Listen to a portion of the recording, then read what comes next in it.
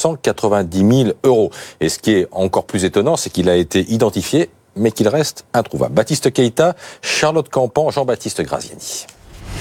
Près d'1 demi-million d'euros toujours dans la nature. Le 8 décembre dernier, un SDF se promenant dans les coursives du terminal de F de l'aéroport de Roissy tombe par hasard sur 2 sacs à bagages. À l'intérieur, un butin de 490 000 euros.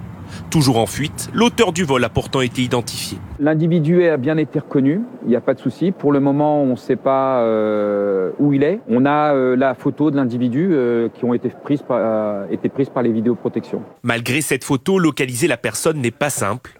Les sacs n'étant pas traçables, il est donc difficile de mettre la main sur un homme dont on ignore presque tout. Quand vous avez affaire à un sans domicile fixe, vous avez affaire à une personne qui, a priori, encore qu'il y ait nature des téléphones portables, mais a priori ne se balade pas avec un téléphone portable. C'est probablement quelqu'un qui n'a pas de carte de crédit. On ne connaît pas grand-chose de lui, on ne connaît pas sa famille. Là, vous avez affaire à quelqu'un qui est devenu, on va dire, voyou en 32 secondes. La police, elle, n'écarte aucune piste, y compris celle de la complicité.